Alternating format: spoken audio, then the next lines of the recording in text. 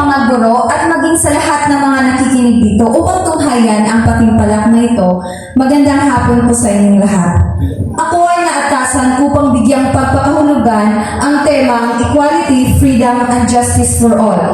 Kung isasalin sa wikang Filipino, ang pagkakapantay-pantay, kalayaan at ang katarungan para sa lahat. Ayon kay dating UN Secretary General Ban Ki-moon, kung isasalin sa wikang Filipino, ang pagkakapantay-pantay, ang kalayaan at ang katarungan ay hindi lamang purong salita, ngunit mga pananaw. Ang mga pangunahing konsepto na ito ay nagsisilbing pundasyon na kung saan ang mga lipunan ay nabubuo. Katulad ng isang tapiserya na binubuo ng iba't ibang sinulid na kung saan may iba't ibang disenyo, kulay at maging sa tekstura, ang kalayaan, pagkakapantay-pantay at ang katarungan ay nagsisilbing pundasyon na kung saan ang isang lipunan ay nabubuo patungo sa isang maunlad na bansa. Katulad ng parte ng ating katawan na kung saan mayroon kang mata, mayroon kang ilong at mayroon kang tenga, lahat sila ay may iba't ibang gampanin. Kapag sila ay pinagtipon-tipon, nagkakaroon sila lumilikha sila ng isang kung isasalin sa wikang English ay masterpiece. Kung balikan natin ang tema, katulad ng mga bansa na kung saan mayroong ibang tradisyon, paniniwala at maging sa kanilang mga pagkain, sila ay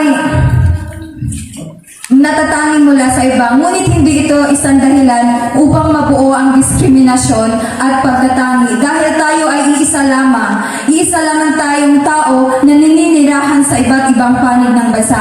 Kaya huwag sana natin itong gawing rason upang bigyan mo ng dahilan ang iyong sarili upang gawin ang diskriminasyon at pagtatangi mo yan mula sa iyong mga nakakasalamuha. At yun lang po, maraming salamat. Magandang hapon sa lahat. Ang tao ay may dignidad.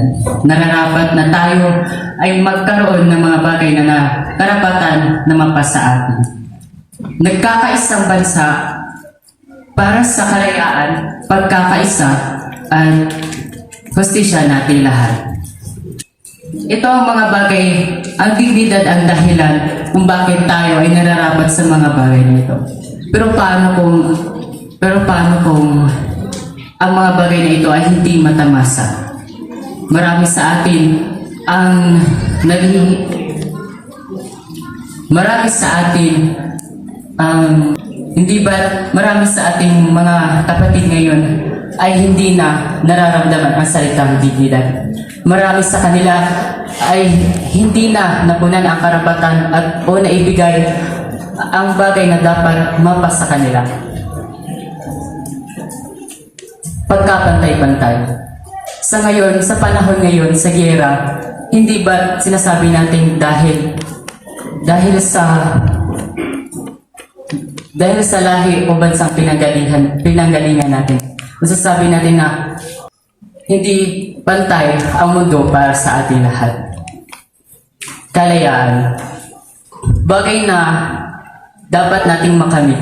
Di ba sa kanlurang Asya ngayon, nagkakaroon ng giyera, hindi ko masasabing ang karapatang iyon ay nasa kanila na dahil hindi sila malaya. Marami ang namamatay na mga inosenteng tao dahil sa giyera lamang.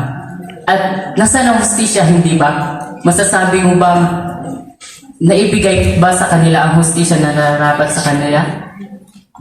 Ang mga bagay na ito, ang pagkapantay-pantay, kalayaan at hustisya. Sa panahon na nalabag ang tatlong bagay na ito, masasabi ba natin na kahit pa sa mga ganitong mga pangyayari, karapat-dapat bangis ng tao? Marami sa atin ang nilalabag ito at sa samahan ng nagkakaisang bansa, ito ay kanilang layunin upang maibigay o maihatid ito sa bawat tao.